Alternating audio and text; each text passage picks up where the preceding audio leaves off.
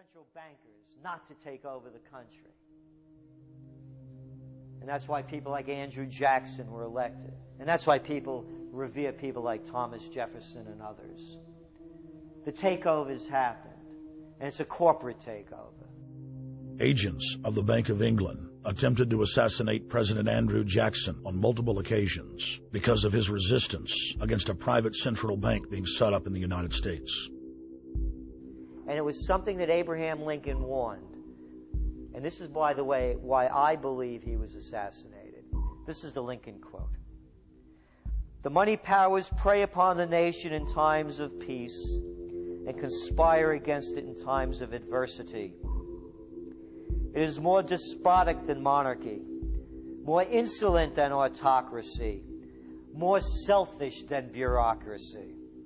I see in the near future a crisis approaching that unnerves me and causes me to tremble for the safety of my country. Corporations have been enthroned.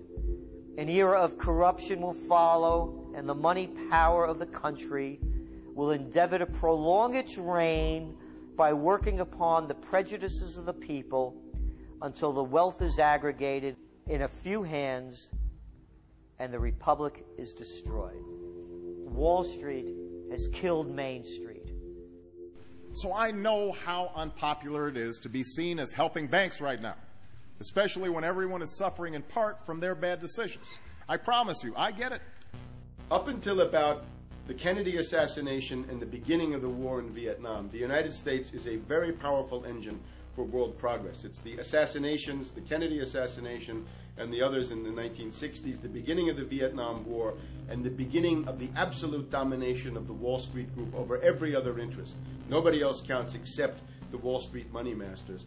That has now made the United States into no longer a force for progress, but something very different, often a force for destruction in the world. The military-industrial complex has taken over the country along with the Wall Street gang. If you look also at the people that Obama has put on his appointments list, it's all Wall Street. It's government of Wall Street, by Wall Street, and for Wall Street. There's nobody from heavy industry. There's nobody from the auto sector, nobody from Silicon Valley, nobody from big oil, nobody from defense, no labor, no women, no retirees, no small business, nothing. It's pure Wall Street. The only people who have a voice in Obama's councils are Wall Street finance oligarchs. That's all there is. Nobody else counts for anything under Obama. It's the most extreme Wall Street administration we've ever had. Before his death, President Woodrow Wilson apologized to the public, regretting that he had been deceived by a group of international bankers and the country's financial system had fallen into their iron grip via the Federal Reserve Act of 1913. Whether sought or unsought by the military-industrial complex, the potential for the disastrous rise of misplaced power exists and will persist. Dwight D. Eisenhower, he warned the people that the military-industrial complex was taking over the country. Only 3 years after leaving office, President Eisenhower's prophetic warning concerning the threat posed to our system of government by the military-industrial complex came to pass. President John F. Kennedy had enraged the entire elite network. Now, Kennedy was brought in as somebody who was expected to be a puppet. It was thought that his pro-Nazi father, Joseph P. Kennedy, the bootlegger, the speculator, would guarantee that Kennedy would be obedient to the establishment.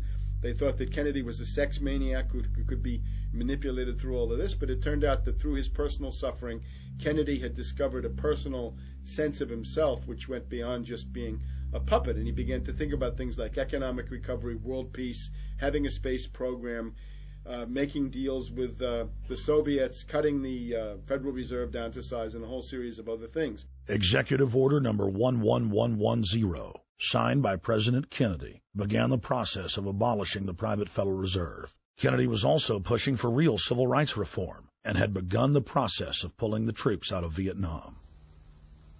The last time you had an actual president was Kennedy. The oligarchs took swift and decisive action. When John Kennedy attempted to take the government back from the robber barons, he was brutally murdered. The message to future U.S. presidents and leaders across the world was clear. Do as you're told or die. John Fitzgerald Kennedy was the last true president of the United States. And until the globalists are removed from power, we will never have another real one. The other thing about the American presidency you've got to remember is that this is a puppet post. It's automatically going to be a puppet post. The idea that Obama is somebody who's going to come in and exercise real authority when he's obviously been chosen and given everything that he's got by these financiers. Presidents are now little more than corporate pitchmen who take all the political heat, while the controllers remain in the shadows, safe from public scrutiny. Hip-hop icon KRS-One is not just known for selling millions of albums. He has led a tireless crusade against youth violence and has been a strong voice for human rights.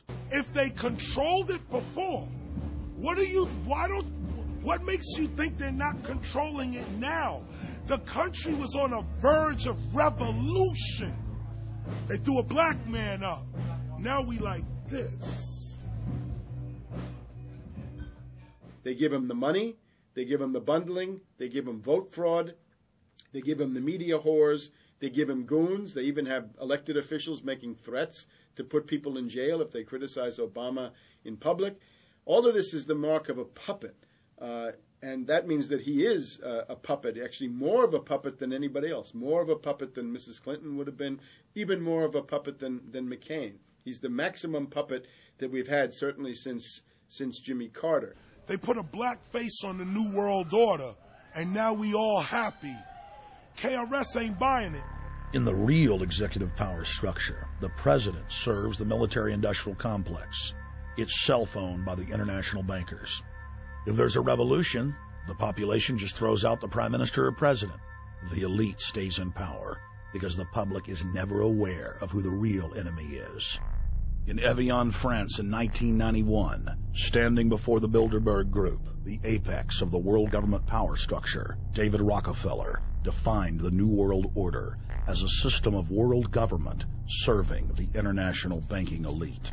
For decades, the banker-owned media would attack anyone who dared to warn the public that a dictatorial world government was being constructed right under their nose, and that national sovereignty was being deliberately destroyed.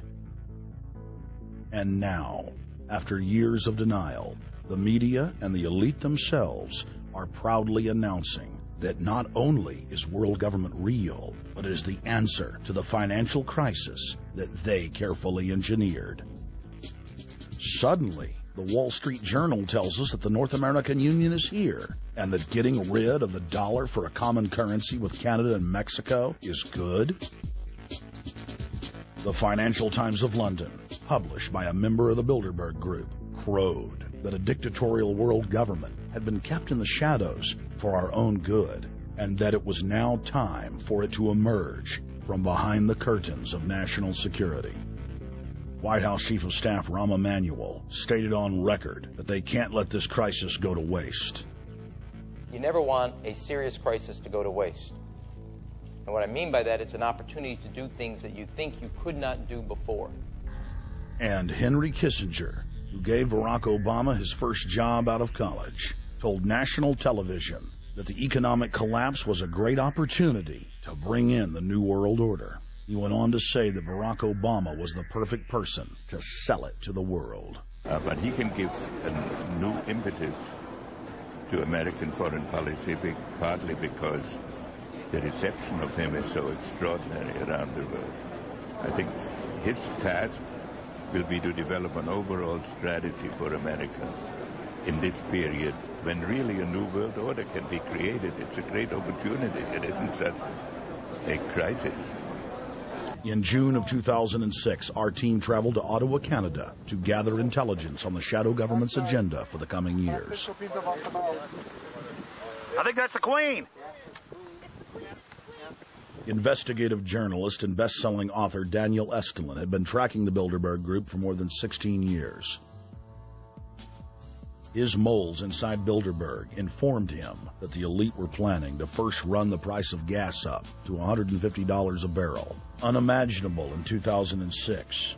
He also reported that after suckering the middle class back into the stock market, the group was going to implode the subprime mortgage market.